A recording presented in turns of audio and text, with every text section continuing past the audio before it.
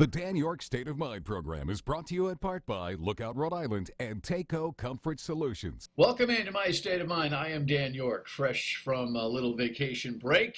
We've had a weird schedule over the course of COVID season, and we'll try to study it up for you. It's great to have you in tonight. You're watching this program in same day time. So earlier this afternoon, I had a conversation with a friend of the show, Joe Cammarano. He's a professor of political science at Providence College. The Democratic Virtual Convention is happening this week. And in fact, if you're watching at 7:30, it's happening later. If you're watching at midnight, you might have caught day one. Here is a preview of the network's look at what the week looks like. Welcome to the control room. Democrats are putting the final touches on plans for their convention, but things will look far different this year for the mostly virtual event. Instead of speeches from a sports arena, party leaders are expected to speak for 2 hours each night from across all 57 states and territories. Tonight's focus is expected to be on the pandemic, the struggling economy, and the national reckoning on race and policing. Speakers are set to include former Ohio Republican Governor John Kasich, who's part of Biden's bid to win over GOP voters not willing to vote for the president. Senator Bernie Sanders and former First Lady Michelle Obama will cap off the first night. Sanders says the party is united in its goal. We have got to do everything we can to come together to defeat Donald Trump. More than 400 people are bringing the event together from operation centers in Milwaukee, New York, Los Angeles, and Wilmington, Delaware, Joe Biden's hometown, where he and running mate Kamala Harris will speak from later this week. Over the weekend, President Trump once again didn't dismiss false and racist claims that Harris is ineligible to run for vice president. It's not something that I'm going to be pursuing. Is she eligible, sir? I just told you. I have not gone into it in great detail. If she's got a problem, you would have thought that she would have been vetted. On Sunday, aides sought to move past the president's doubts. Do you accept the fact, and it is a fact, that Senator Kamala Harris is eligible to be vice president? Sure, and I think the president spoke to this yesterday. This is not something that we're going to pursue. Harris anticipates the attacks will continue. And this is going to be a knockdown dragout. And so with no further ado, Professor Joe Cammarano joins us. You know, Joe's been a regular on the show for such a long time. When I say regular, a regular asset. And we haven't hooked up since COVID. So it's great to have the professor of political science here. And you can see this is what the office looks like when a returning to school professor is getting ready for the semester, right, my friend? Yeah, I've got, if you look over here, Purell and a disinfectant concoction and a printer that somebody needs and they haven't been able to deliver to, and then whole PPEs and backpacks that I'm giving to my faculty. You know, before we talk about the national political scene, and my gosh, what a conversation we have here, no doubt, we probably should just, at least because people be curious, you're a professor at Providence College, you speak for yourself in this particular mode. You know, PC is trying to do the best it can. Father Shanley has spent some considerable time with us prior to his exit, you know, being, I think, practical and fairly transparent about his worries about this. How are you thinking about the semester, and what are your concerns, if any? Well, you know, I think we're kind of in a bind. We have to have students back because that's what the market demands. A lot of students are very upset, particularly the entering ones, that they're doing a lot of online coursework. The college experience is really important to them. So PC, without the big endowment, has to bring the students to campus. I think they're doing as well as any institution can do. We'll see how long it lasts. You know, it's just, the reality is we have students from the regions that are doing well, but we do have a significant number from states that are identified as sort of, you know, in a different stage of contagion. So we'll just have to see. We'll see whether students can control themselves. You can put all the shields up for teaching and social distance in the, how would you say, 9 to 5? There isn't a 9 to 5, but a 9 to 5 campus academic environment. It's just what happens at night and on the weekends. And you know, I don't want to blame students because I understand. I remember being 18 when it was legal to drink when I was 18, and I bet you I would not have behaved in a way that I think is appropriate. And so I really get it. I understand. we'll just have to sort of hold our breath and hope things work out, and understand everything is a risk these days. No doubt. All right, let's talk about. Well, as we speak, the Democratic National Convention, in quotes, is kicking off, and Michelle Obama is scheduled to speak. So if you're watching this show at 7:30, it happens later tonight. If you're watching the show at midnight, it already happened. But we are taping same day today on Monday. What's your gut tell you about the environment right now? Period. Just before we start getting into the details. Oh, my gut is, the best thing that the Biden-Harris campaign can do is to allow the Trump campaign to continue what it's been doing, and particularly what President Trump has been doing, because the way he's behaving, there's no way he can get elected. I know I said that 4 years ago, and I was wrong, but I'll tell you, there are an awful lot of people, and John Kasich is one of them, who are saying no way. And unless Trump changes his tune and behavior, the Harris and Biden don't matter as much. Well, it doesn't seem like that's what he's going to do. I mean, we've been wondering whether there was going to be not a U-turn, but just an off-ramp move by him. It's just not going to happen. He is who he is, and it's almost as if it seems like he wants. There's this whole theory you and I have talked about as to whether he actually thought he would be elected or wanted to be elected, and now I wonder the same thing here. I've been reading every book about working around him and Mary Trump's memoir, and the repeated theme is what he wants, what he needs is attention. And so he's going to do whatever gets him attention, and that's not always positive. And so, at some point, the clock is going to run out on that. He sees a life after this whole thing, and the tear down of the election process right now that he's going through is all part of that. Why don't we talk about that when we come back? It's a good pivot. It's important to talk about this Postal Service situation, mail-in voting, legitimacy of that, and all of it with Joe Cammarano, Providence College political scientist, when we return on Dan Yorke's State of Mind. Please stay with us.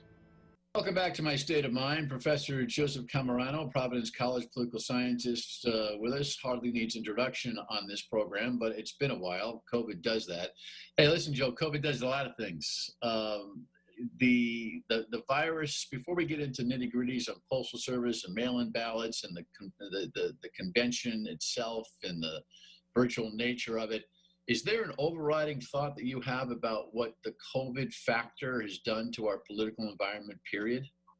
Yeah, I would say the political environment has created the COVID factor. I never in my lifetime thought I would see America divided on whether or not we should protect each other from a disease that can kill a lot of us.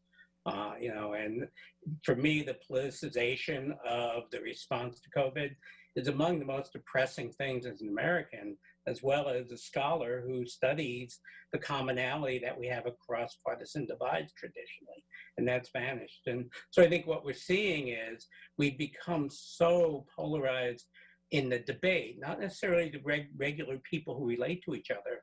The symbolism and the signals of wearing a mask, for example, has become so ridiculously connected, and it is the single best explainer of why we are the only industrialized country who hasn't gotten our act together.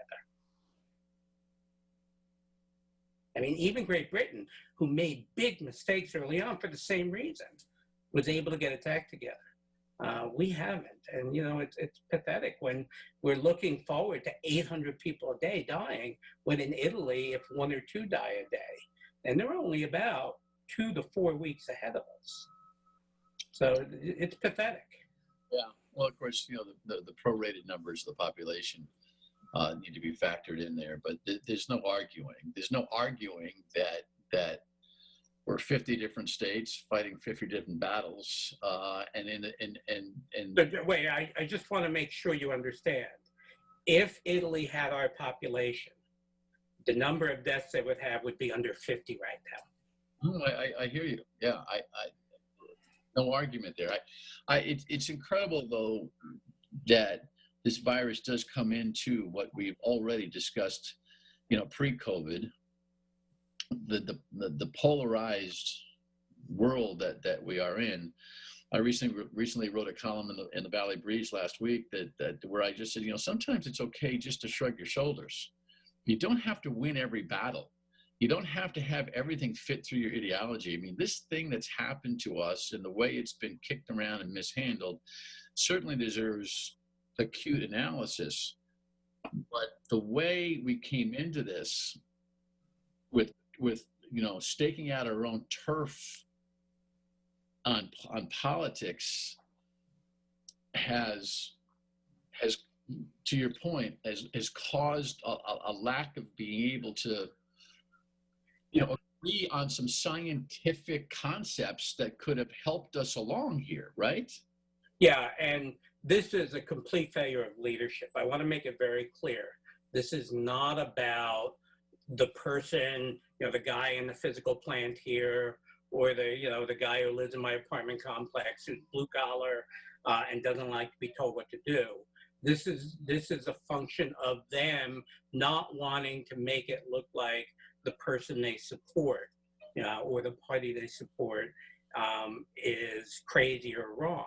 And so they feel like they have to behave that way because the leadership in their party has been behaving abysmally, except for some notable exceptions like Mike DeWine or Larry Hogan, the governors of Ohio and Maryland. The Republican Party has sort of, through President Trump, staked their claim on this being not a big deal. It is a big deal. And the problem is, it's not the problem of the people walking around without the mask. It's the problem of who they look to for leadership. Yeah. Well, let's talk about how that all translates to the politics of the day. By the way, is there something that you can say about how COVID and virtual life has changed our politics here? I'm not just talking about direct voting access, just about our touch and feel for the whole thing. That's one of the most intriguing things, and there are a lot of political scientists looking at that. Tonight, for example, we're going to have a convention that doesn't have everybody in the same place. And so we're kind of seeing the next transition towards what a convention is supposed to do. Away from, okay, it's a big media event where the people there are props and they get to party and have a lot of fun. We're going to see what's going to happen tonight. I'm not exactly sure. I'm not sure they're exactly sure. But it's quite possible that the messages are going to have to be clearer, deeper, more thoughtful, so that they can get across the emotion that you can normally sort of pump up with people in the room. And so I'm actually interested in seeing what's happening. What about the bump? We always talk about the convention bump. The adrenaline. I've attended a handful of conventions. In media. The adrenaline of the we call it the Super Bowl of politics. I mean, it is whether it's Republican or Democratic, the bump that comes out, the media says that comes out, it's a time that people start to pay attention, right? And do you think there'll be a bump? Do you think there'll be the viewership? Do you think there'll be any of those things? I've seen conventions since 1980 or so, more like the Pro Bowl of politics, not the Super Bowl. The Super Bowl is the actual election. The Pro Bowl is, you get all these superstars who gather in one place and they run up the score and nobody gets hurt, hopefully. But it's essentially a way to make some money. And that's what conventions were, not make money, but to get attention. And there was a bump, but those are usually artificial bumps that tend to go down or shift. Hillary Clinton had a huge bump. Michael Dukakis had a huge bump. It looked like he was going to pummel George H.W. Bush after the convention. These bumps are there, but they're only there for a week or so. All right, so the bumps being temporary phenomena pre-COVID, the whole world prior to the virus, not reporting out a bump is no big deal. Yeah, that's right. But just like in the past, one of the big opportunities is to frame the election. That's what campaigns have to do. One side is trying to frame an election by saying this is the issue, this is the issue, this is the issue, this is what you need to focus on. The other side is trying to do the other. And so the convention still allows the Republicans or the Democrats to say, here's what matters when you make your decision about who you're going to support. Because right now, the framing is, all right, there's a mess going on in the country, there's a lot of controversy, there's a lot of division. How can we reframe it in a way that helps our side? And so that still can function virtually. Okay. When we come back, we'll talk about the pick of Kamala Harris and what it means, and whether this convention is going to be all about why Donald Trump's a bad guy and whether that's still high risk. Right back with Joe Cammarano from Providence College. Stay with us, please, on My State of Mind. For a final few minutes with Joe Cammarano, political scientist from Providence College. The pick for Kamala Harris, thumbs up, thumbs down. What do you think? I think thumbs right in the middle. I think she's a safety pick. If he wanted to go bolder, he would have gone with someone else. If he wanted to go more comfortable with what he wanted, he probably would have picked Susan Rice. But I think he picked a U.S. senator, picked a person of color, multi-ethnic background, who's got a background as an statewide executive in the largest state in the country. I think Kamala Harris was probably the safest pick. I just find it in this day and age to be quite something that you would suggest that an African-American woman is a moderate pick. So it tells you where we are on the spectrum of history, right? Well, being African-American and a woman doesn't necessarily make you liberal or conservative. But you're right. I don't think she loses any votes that the Democrats would normally gain.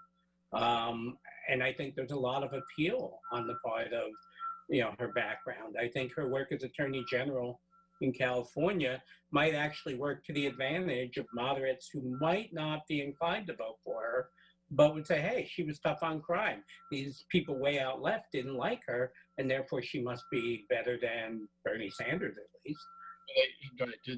Do they make a mistake making this about how Donald Trump is just screwed this whole thing up? If it's constant, is that constant drumbeat? Does it reinforce something that is now the thought of America, or does it turn America to think? If you don't have an idea, the devil we know is better than the devil we don't. Well, there are two dynamics here. One is what you consciously say, and the other is what you consciously do that other people don't necessarily notice. And I think it makes sense for them on that second route to focus on Trump, but on that other side, where voters and people who aren't real politicos, you do need to give them some kind of positive message, because there is a lot that voters might say, hey, it's not Trump's fault that we had this pandemic. Yeah, maybe he didn't respond the way we would like to have, but it's not fully his fault. The economy was doing well. So you got to have a positive message. And they have a 90-page platform with the largest section being on rebuilding the economy. So I think you present that as part of the frame, even as you let Trump sort of self-destruct underneath. Yeah. What do you think about this mail-in ballot controversy that we have right now? I mean, if it doesn't make sense that people will feel safe to send their mail ballot in the middle of this virus, I don't know what else is practically. What could be a more practical response to this dilemma? I'm missing this. Well, I think states having their own drop boxes, like Rhode Island has done in the primary.